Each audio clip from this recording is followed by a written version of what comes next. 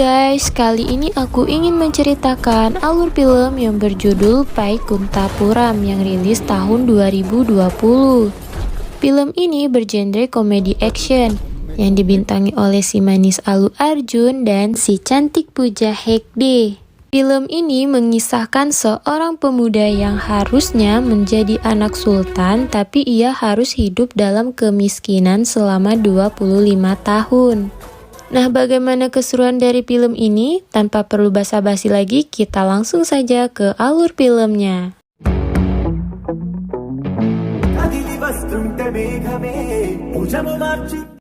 Cerita ini diperlihatkan seorang laki-laki yang bernama Valmiki datang ke rumah sakit lantaran istrinya serta istri bosnya Ramachandra yang bernama Yasoda melahirkan secara bersamaan.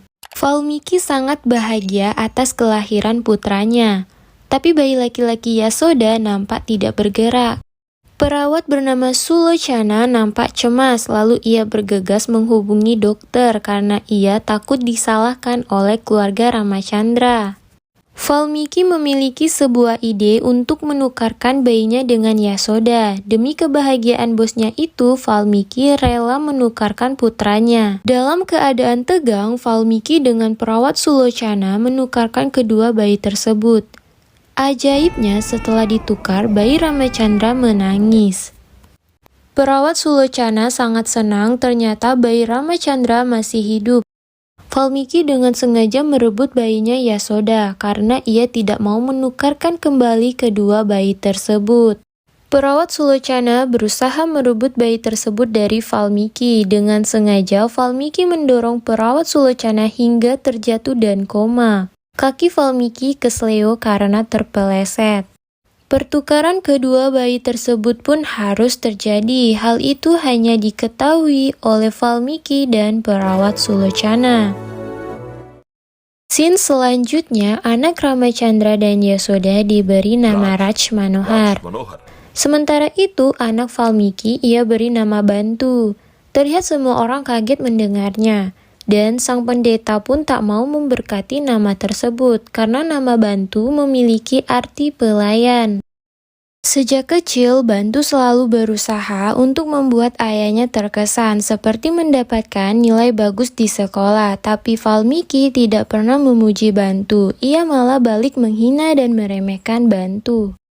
20 tahun telah berlalu, rahasia Valmiki masih tetap terjaga, tapi ia hidup dalam bayang-bayang ketakutannya. Valmiki sering memimpikan Bantu tinggal di rumah Ramachandra dan pergi menaiki helikopter.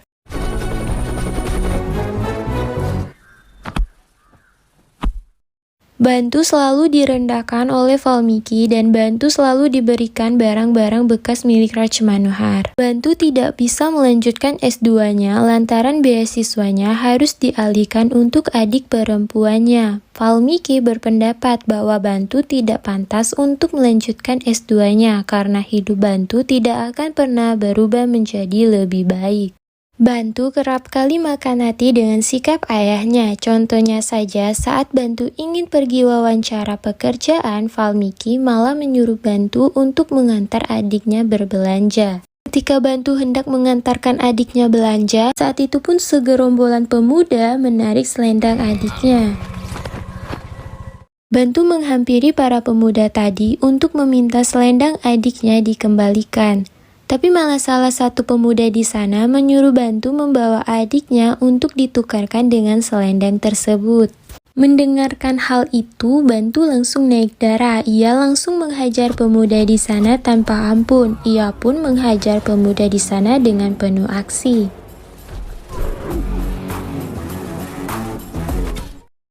Dan ia mendapatkan selendang adiknya kembali. Setelah itu, Bantu pergi wawancara kerja ke salah satu perusahaan pariwisata. Ia diwawancarai oleh Ravinder Reddy. CV Bantu sangat menarik lantaran ia bercita-cita ingin membeli sepeda motor karena ayahnya tidak mau membelikannya.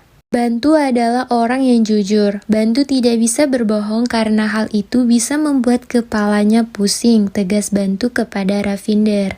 Karena kejujuran Bantu, Ravinder pun menerima Bantu kerja di sana. Saat hari pertama Bantu masuk kerja, ia bertemu wanita berparas cantik bernama Amulya. Terlihat tatapan Bantu tidak bisa berpaling dari kakinya Amulya. Ternyata Amulya merupakan bos Bantu. Amulya mengirim Bantu ke tempat yang ekstrim seperti padang pasir yang begitu gersangnya dan ke kutub yang membuat dirinya menggigil. Itu adalah hukuman lantaran Bantu tidak sopan kepada Amulya. Bantu diajak Amulya membawa wisatawan ke Paris. Terlihat Bantu begitu kagum akan kecerdasan yang dimiliki Amulya.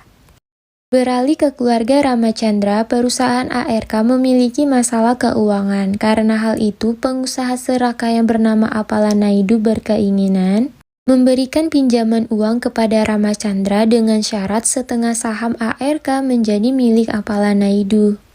Sang kakek Anand, pemilik ARK, meminta cucunya Raj Manohar untuk menemui Paiditali yang merupakan anak dari Appalanaidu yang terkenal amat keji.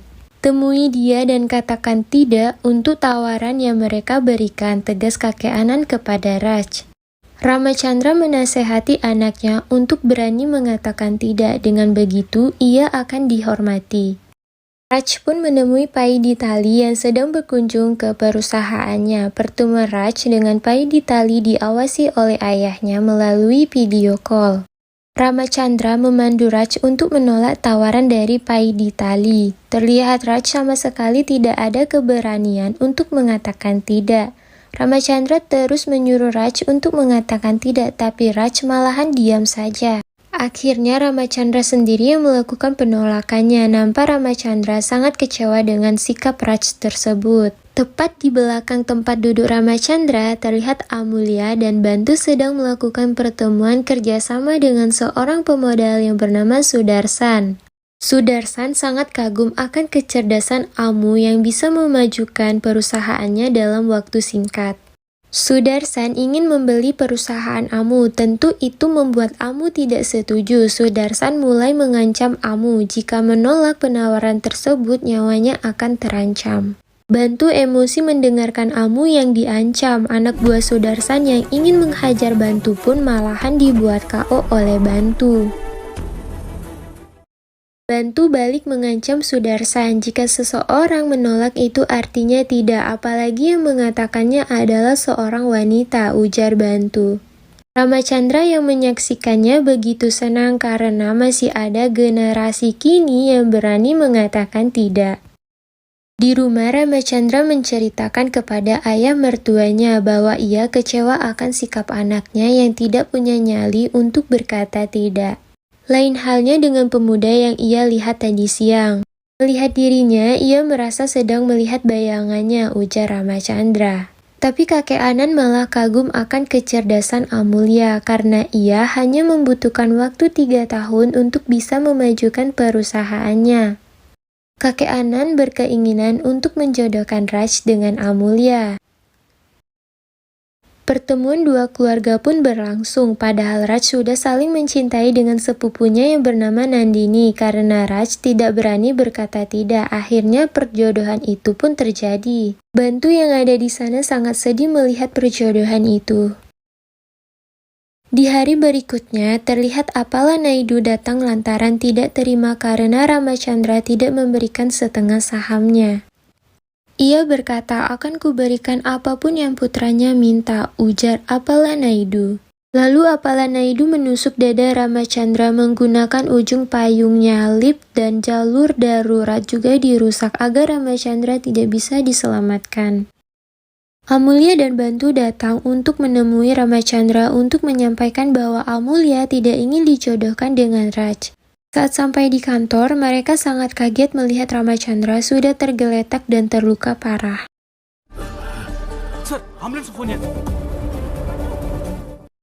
Berkat kecerdasannya, Bantu bisa membawa Ramachandra ke rumah sakit. Perawat dan dokter bergegas menyelamatkan Ramachandra. Bed Sulochana sampai dilepas.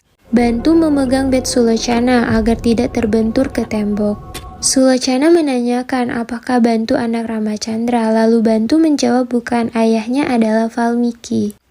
Melihat Valmiki, Sulochana memberitahukan Bantu bahwa Valmiki bukan ayahnya, tapi ayah kandungnya adalah Ramachandra. Setelahnya, Sulochana menceritakan rahasia yang terkubur selama ini. Bantu sangat terkejut mendengar pengakuan dari Sulochana tersebut. Sulochana memaksa Bantu untuk bisa bertemu Ramachandra, untuk bisa mengungkapkan kebenarannya. Sayangnya, setelah menjelaskannya kepada Bantu, Sulochana meninggal dunia. Saat Bantu dan Valmiki akan pulang, mereka berpapasan dengan jenazah Sulochana. Seorang perawat memberitahukan Valmiki bahwa Sulochana baru saja meninggal. Lalu Bantu menanyakan kepada ayahnya apakah ia mengenal dengan perempuan yang meninggal itu. Lalu Valmiki mengaku tidak mengenalinya. Bantu jadi marah lalu menampar wajah Valmiki. "Aku muak dengan semua kebohonganmu," tegas Bantu. Relax. Ketika di perjalanan, Valmiki menghentikan motornya lalu Valmiki memarahi Bantu kenapa ia berani menampar dirinya. "Kamu bukanlah ayah kandungku, itu sebabnya aku menamparmu," tegas Bantu. "Bisa-bisanya dirimu percaya dengan perkataan perawat yang sudah koma selama 25 tahun, ujar Valmiki. Tapi Bantu membantah bahwa dirinya tidak pernah berbicara tentang perawat. Ucapan Bantu itu membuat Valmiki terdiam dan tidak bisa berkata apa-apa. Valmiki mengakui perbuatannya itu, tapi nampak Valmiki sedikitpun tidak ada rasa bersalah. Dirinya malah mengkhawatirkan status dan keadaan putranya jika Bantu memberitahukannya ke semua orang. Bantu menegaskan bahwa Valmiki melakukan semua itu karena ia merasa iri akan keberhasilan yang diraih ayah Bantu yang berbeda jauh dengan dirinya. Bantu juga menegaskan bahwa ia akan diam dan tidak akan mengambil harta yang mutlak menjadi milik Bantu. Kini Bantu memanggil Valmiki bukan ayah lagi, melainkan hanya panggilan Valmiki. Valmiki? Valmiki? Keesokan harinya saat di rumah sakit, kakek Anan ingin sekali bertemu dengan putranya Valmiki dan ia ingin rasanya memeluk Bantu dan mengucapkan terima kasih. Bantu ternyata sudah berada di rumah sakit untuk melihat ayah kandungnya. Ia merasa kasihan kepada ayahnya. Terlihat ibunya yang cuek akan keadaan ayahnya Bantu. Bantu juga melihat sang paman yang bernama Kasih melakukan korupsi. Tagihan rumah sakit yang harusnya 1,2 lak, tapi dimanipulatif menjadi 10 lak. Bantu sangat sedih melihat kondisi keluarga aslinya. Saat di rumah, terlihat Bantu dan Valmiki sedang cekcok lantaran Bantu ingin memasuki rumah ayah kandungnya. Lalu Valmiki menegaskan bahwa ia tak akan pernah membawa masuk Bantu ke rumah ayahnya. Ketika di rumah Ramachandra, terlihat Ramachandra sudah pulang dari rumah sakit. Lalu dokter menyarankan bahwa Ramachandra memerlukan orang yang bisa menghiburnya, seperti pemuda yang telah menyelamatkan dirinya, agar bisa mempercepat proses pemulihan Ramachandra. Mereka lalu menekan Valmiki untuk menyuruh anaknya datang ke rumah tersebut. Dokter terpaksa mengatakan hal itu lantaran anaknya diculik oleh Bantu. Karena hal tersebutlah dokter menuruti kemauan Bantu. Kakek Anan marah karena Valmiki selalu beralasan ketika disuruh membawa Bantu ke rumahnya. Valmiki pun terpaksa menelpon Bantu. Ternyata Bantu sudah menunggu di warung di depan rumah Ramachandra. Akhirnya Bantu berhasil masuk ke rumah orang tuanya. Saat masuk ke dalam rumah, terlihat kakek Anan menyambut Bantu dengan hangat. Bantu ditawarkan bekerja untuknya dengan gaji 3 kali lipat dari gaji Bantu sebelumnya. Soal apa pekerjaannya nanti akan dibicarakan lagi. Saat di taman, Bantu menanyakan kepada kakek Anan bagaimana kasus percobaan pembunuhan yang dilakukan Appalanaidu kepada Ramachandra. Lalu kakek Anan menegaskan bahwa mereka sudah lapor polisi, tapi hal itu percuma saja, tidak ada bukti yang memberatkan mereka lantaran mereka adalah orang yang berpengaruh. Bantu memberikan saran untuk langsung menemui musuhnya itu agar permasalahan bisa diselesaikan. Kakek Anan dan Bantu pun pergi ke pelabuhan untuk bertemu Paiditali. Terlihat kakek Anan masuk sendirian, sedangkan Bantu menunggu di dalam mobil. Tetapi saat kakek Anan hendak masuk, ia diusir dan didorong hingga terjatuh oleh Satyam, paman Paiditali. Anan pun mengurungkan niatnya dan mengajak Bantu untuk pulang saja. Bantu sangat marah melihat kakeknya diperlakukan dengan kasar. Darah Bantu pun mendidih. Semua anak buah Paidi Tali dibabat habis oleh Bantu. Satyam tak luput dihajar oleh Bantu. Bantu pun menanyakan siapa yang sudah berani bersikap kasar terhadap kakeknya. Padahal sejak tadi ia sudah menghajar Satyam, orang yang ia cari. Karena takut akan keberingasan Bantu, para anak buah Paidi Tali memperlakukan kakek Anan dengan baik. Bantu dan kakek Anan bertemu Paidi Tali. Bantu pun memberi peringatan kepada Paidi Tali untuk tidak mengganggu lagi perusahaan ARK. Paidi Tali hanya diam mematung melihat Bantu yang berani. Saat mereka berdua ingin pulang, saat itu juga Apala Naidu datang. Terlihat Bantu pun tidak takut dengan Apala Naidu. Terlihat Bantu mengejek Apala Naidu dan pergi dari sana bersama kakek Anan. Saat di rumah Ramachandra, Bantu ingin memperbaiki hubungan keluarganya dengan memberitahukan tentang pamannya Kasi yang korupsi. Yasoda yang mendengarnya pun tak percaya. Bantu menegaskan bahwa ia hanya berkata jujur. Paman Kasi menggunakan uang itu untuk berjudi lalu berselingkuh dengan wanita lain. Lalu Bantu dengan keberaniannya menceritakan bahwa Yasoda dan Ramachandra tidak akur. Mereka tidak akur karena Ramachandra telah berselingkuh 7 tahun yang lalu.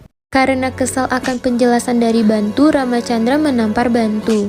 Lalu Bantu berkata, kejujuran itu sangat perlu ketika membangun sebuah hubungan karena itu bisa membuat hubungan menjadi kuat, ujar Bantu kepada Ramachandra. Setelah kejadian itu, terlihat Ramachandra dan Yasoda berbicara dari hati ke hati. Rama pun mengakui semua kesalahannya di masa lampau kepada Yasoda.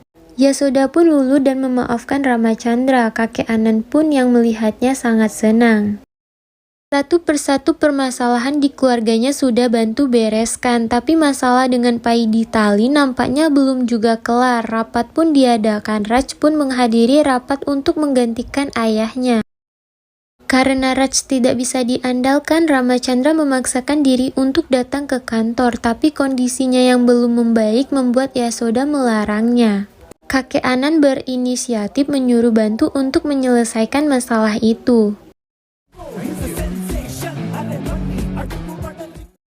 Bantu pun datang dengan kerennya. Lalu Bantu merobek surat perjanjian yang dipegang Paidi Tali. Satyam yang melihatnya merasa kesal dan membuat Bantu menghadiahkan Satyam dengan sebuah pukulan.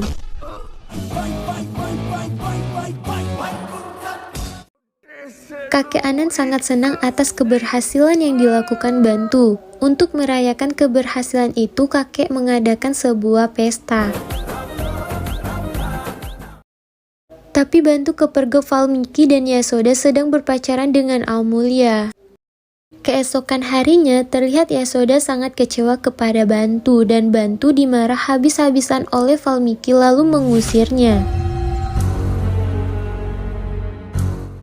Setelahnya Bantu pergi dengan Amulya, lalu Bantu menceritakan kebenarannya bahwa ia adalah anak kandung dari Ramachandra.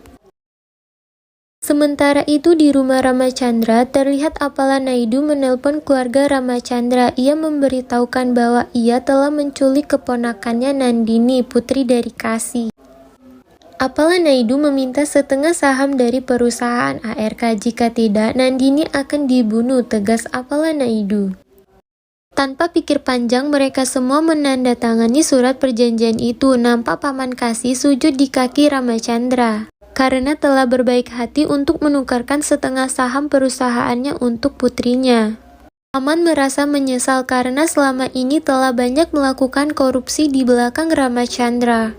Raj langsung mengambil surat perjanjian itu lalu pergi, tapi Raj dicegah oleh Paman Kasi dan Valmiki. Raj bersikukuh akan pergi ke sana karena ia benar-benar mencintai Nandini. Raj menegaskan bahwa ia tak ingin menikah dengan Amulya.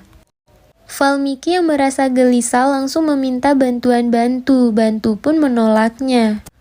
Saat Raj sampai di kediaman Apala Naidu, mobil Raj dihentikan oleh Satyam. Ia berkata bahwa Bantu telah mengalahkan mereka semua dan berhasil menyelamatkan Nandini.